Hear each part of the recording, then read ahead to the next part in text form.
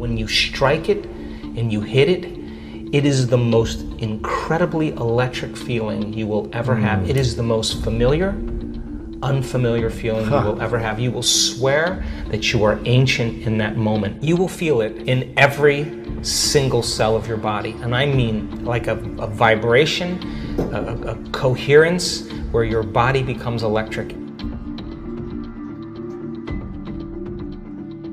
If you close your eyes and you begin to think about doing something, you're an athlete, you understand this.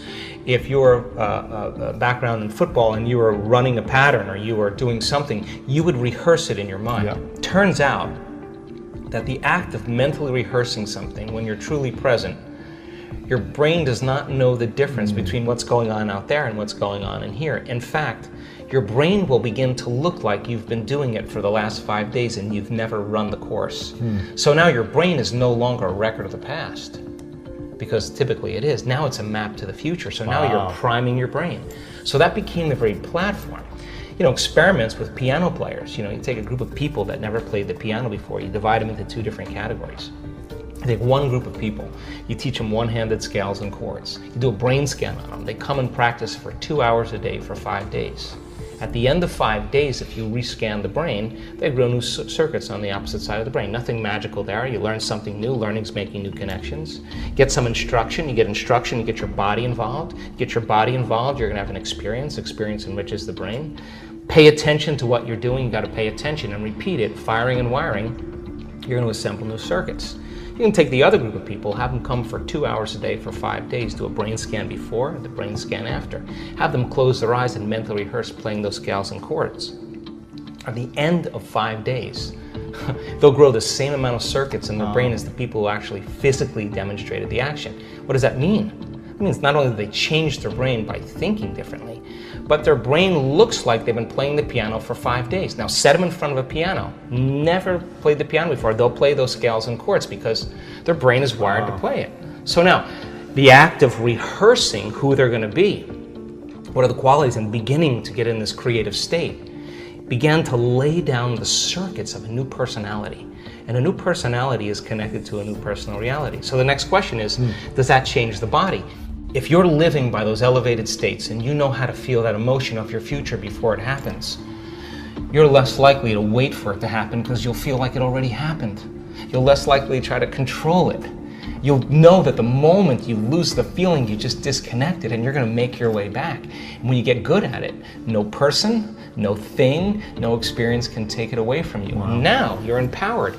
And if you understand the laws of how creation happens, then you're less likely to compete and rush to get what you want. You're going to know that it's going to come to you. And now that's the new model of how we create.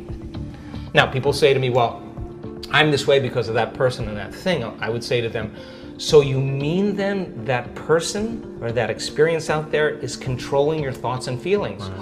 That means you're a victim to your environment. But when you start changing your thoughts and feelings and it starts to produce an effect in your environment, you're going to change the belief that you're a victim, consciously or subconsciously, of your life to becoming more of a creator of your life. And now all of a sudden you become more a creator of your life, you can't blame anybody. You can't say, well, that person or that thing. You'd have to say, I got to be greater than that environmental condition. Who in history can I study that had the same challenges? What did they do? Let me just work that into my rehearsal so that I can improve, right? Just like you've done with sports. It's the same process. Yeah. When do you experience the most love? Ooh. Personally. Yeah, that's a great question. So it turns out that the signature of the quantum field is greater and greater degrees of oneness and wholeness, right? So think about it. When we live in stress, we live in separation, right? Because our senses fool us into believing you're there and I'm here, and everybody is separate from us, and everything is separate from us. That's 3D reality, right? But as you start opening the center, all of a sudden, when you become nobody, no one, no thing, nowhere, and no time, right? That's the moment that your consciousness lines up with the consciousness of the field. That's when you are totally present. Now, here's the deal. If I can get people to believe that just because they can't see something doesn't mean it doesn't exist, if they can just connect and pay attention to that field and stay present with it and become more aware of it, moment after moment after moment, every interaction with that invisible field every experience lays down new circuits in their brain for them to perceive more of it, right? So then as they keep their attention on it, they start moving closer and closer to it, so they experience less separation and more oneness and wholeness. So then when that happens, there's a cascade of all kinds of physical and chemical and energetic things that begin to happen. So for me, the best way that I can describe that field is it's intelligent love. It's greater levels of order and unity. It's like love for your puppy.